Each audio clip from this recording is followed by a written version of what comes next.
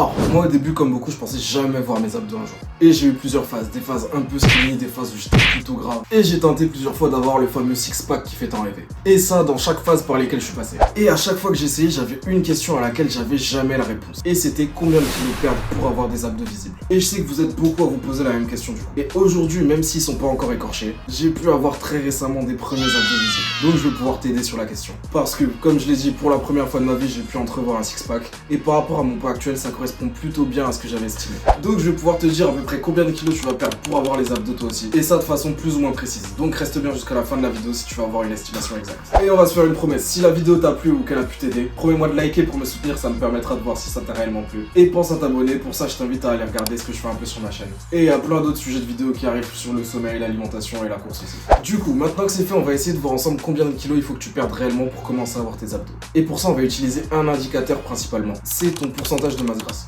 Alors, pour ceux qui savent pas ce que c'est, même si on peut facilement le deviner avec le nom, c'est la proportion de masse graisseuse à l'intérieur de ta masse corporelle. En gros, pour faire simple, si tu pèses 100 kg et que tu as 30 kg de gras, tu auras un taux de masse grasse à 30%. Et ce taux de masse grasse, il peut se mesurer par 3 outils différents. Le premier, ça va être avec une pince à plis cutanée. C'est tout simplement une pince qu'on va utiliser pour mesurer certains plis sur ta peau. Sur généralement 3 à 7 plis, triceps, abdomen, cuisses, pectorales et j'en passe. Et ça va permettre de mesurer ta graisse sous-cutanée et avoir une estimation à peu près juste de ton pourcentage de masse grasse. Le deuxième outil, ça va tout simplement être une balance à impédance bioélectrique. C'est une balance qui envoie un courant électrique de faible intensité à travers le corps. Et comme le tissu musculaire contient beaucoup plus d'eau et du coup conduit bien l'électricité, à travers de la graisse qui elle en contient peu, la balance fait une estimation plus ou moins juste de ta proportion de masse maigre et de masse grasse. Ça peut se trouver assez facilement, il y en aura des plus ou moins fiables en fonction du prix. Mais si tu dois en prendre une, je te conseille d'en prendre une avec des poignées, ça sera beaucoup plus fiable. Et du coup, la troisième méthode, c'est la méthode du DEXA-scan. C'est la méthode de référence scientifique. Ça consiste à faire passer des rayons X dans le corps de faible intensité pour mesurer exactement la densité des tissus du corps, comme les os, les muscles ou même justement la masse grasse. Mais je te rassure tout de suite, pour mesurer ton pourcentage de masse grasse, tu auras besoin d'aucune de ces 3 méthodes si tu n'y as pas accès. Moi, pour faire mes estimations, j'en ai fait aucune et ça m'a pas empêché d'être très proche des résultats. Et d'ailleurs, il peut y avoir des variations de jusqu'à 5% en fonction de la méthode utilisée, donc c'est quand même pas fiable à 100%. C'est pour ça que je vais pas m'éterniser sur les méthodes d'ailleurs. Mais juste petite précision quand même, les pourcentages et les estimations qu'on va utiliser vont être issus de différentes mesures qui ont été faites avec la balance à impédance bioélectrique. Et en général, les pourcentages utilisés par exemple avec un DEXA-scan vont être un peu plus hauts et ceux obtenus avec une pince à plis cutanée vont être un peu plus bas. Et c'est pas très fiable, surtout quand on s'y prend mal et qu'on sait pas forcément trop prendre les mesures. Donc voilà, juste pour être sûr comment on part sur la même base. Et surtout, la plupart, on n'a pas forcément accès aux différentes méthodes qui sont proposées. Et la balance à impédance bioélectrique, on peut la retrouver un peu dans n'importe quelle salle, même si je sais qu'en général son utilisation est payante. Donc si jamais vous voulez vraiment avoir les mesures, vous pouvez toujours essayer de faire un test. Alors du coup, pour estimer son pourcentage de masse grasse, je vais te mettre plusieurs physiques avec des pourcentages de masse grasse qui sont plutôt variés en commençant à partir de 30%. Et comme tu peux le voir, j'essaye d'en mettre des assez différents que tu puisses trouver le profil duquel tu te rapproches le plus. Et ça dépendra aussi en grande partie de ton poids, de ta masse musculaire et de tes observations. Par exemple, les deux gars sur l'image sont à 30% de masse grasse. Et il y en a quand même un qui paraît beaucoup moins gras que l'autre. Et ça va s'expliquer surtout par le fait qu'il y en a un qui a une masse musculaire qui est plutôt basse. Et du coup, avoir une faible masse musculaire, ça va faire que pour la quantité de gras qu'il a, son pourcentage proportionnellement va être plus haut. Par exemple, pour faire simple, si tu fais 100 kg et que tu as 30 kg de gras pour 48 kg de muscle, tu auras un pourcentage de masse grasse à 30%.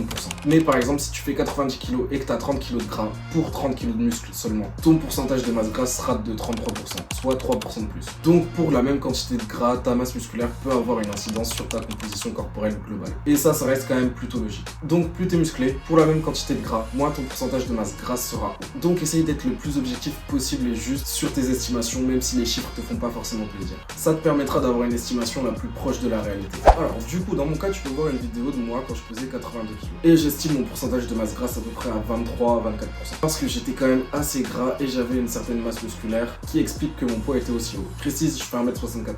Mais j'étais quand même loin d'avoir les abdos. Mais tu vas voir par la suite que mon estimation était quand même plutôt fiable au niveau de ma masse grasse. Alors tu auras peut-être remarqué sur les photos vidéo précédentes, mais on commence à voir les abdos à partir de 15% de masse grasse. Ça peut être plus si tu as des abdos développés et que tu stockes pas trop au niveau du ventre. Du coup, tu pourrais les avoir visibles vers 16-17%.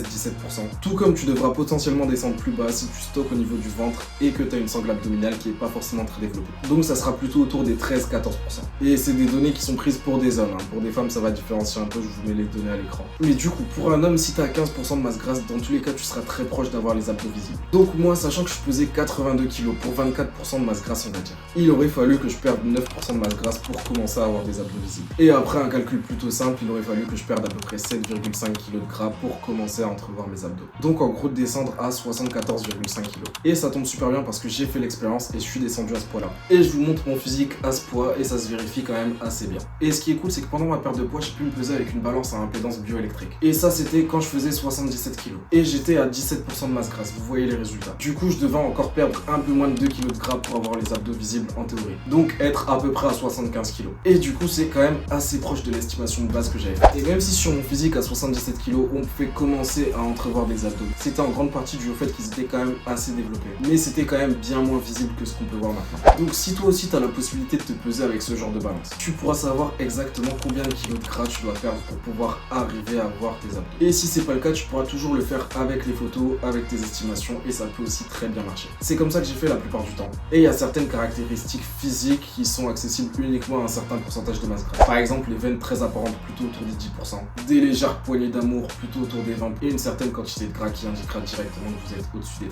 Et comme on l'a vu depuis le début, les abdos plutôt autour des 15%. Mais encore une fois, ça peut un peu varier en fonction de là où tu stockes, de ta vascularité, de ta masse musculaire, même si en général c'est quand même de bons indicateurs. Et une dernière précision qui est quand même super importante, c'est que tous les kilos qui sont perdus ne se valent pas. C'est pour ça que dans ma vidéo, quand je parle de perte, je parle bien de kilos de gras. Sauf que si tu perds et que tu le fais de la mauvaise façon, ça peut très bien être de l'eau, voire des muscles. Faut vraiment que tu essayes de perdre du gras en grande majorité, sinon tu vas pas du tout bouger ta composition corporelle. On reprend l'exemple d'un homme de 100 kg avec 40 kg de muscles et 30 kg de gras. S'il perd 10 kg de graisse, mais qu'en même temps il perd 10 kg de muscles, il aura perdu 20 kg. Mais il sera descendu de 30 à 25% de masse grasse. Alors que s'il perd des 20 kg de graisse pure, même si dans les faits ça reste quand même pas trop possible, il sera descendu à 12,5% de masse grasse. Donc les deux physiques auront absolument rien à voir. Alors que pourtant ils ont perdu le même nombre de kilos. Donc pour un même poids perdu, ta composition corporelle peut être radicalement différente. Dans un des deux cas, il aurait eu les abdos plus que dessinés, alors que dans l'autre, il aurait été encore très long. C'est pour ça encore une fois qu'il faut chercher à perdre du gras et pas du poids. Parce que tu peux très bien arriver au poids que tu avais estimé et toujours pas avoir des abdos visibles. Et ça, pas parce que tes calculs sont pas bons, mais parce que tu auras perdu à la fois du gras, du muscle et de l'eau. Du coup, la variation de ton pourcentage de masse grasse sera forcément moins haute. Et au lieu de passer de 24 à 15% de masse grasse par exemple dans mon cas, si j'avais perdu du muscle et autres, je serais peut-être plus à 18% de masse grasse pour 74,5 kg. Donc tous ceux qui auraient envie de s'arrêter de manger pour pouvoir descendre leur poids et enfin avoir les abdos visibles, je suis désolé mais c'est vraiment pas une bonne idée, vous pouvez laisser tomber le projet. Et pour perdre du gras, il faudra avoir un apport suffisant en calories, mais je te laisse aller regarder une vidéo que j'ai déjà faite sur ce sujet qui pourra un peu plus t'aider que ça. Donc en tout cas c'est fini pour moi. Si t'as kiffé la vidéo, oublie pas la promesse qu'on s'est faite, pense à liker et pense aussi à t'abonner, j'ai plein de vidéos sur la perte de gras encore qui pourront t'aider, où je te parlerai un peu plus de l'alimentation, du cardio et d'autres choses. Donc hésite surtout pas. En tout cas nous on se dit à la prochaine pour une autre vidéo et comme toujours, oublie pas ta séance.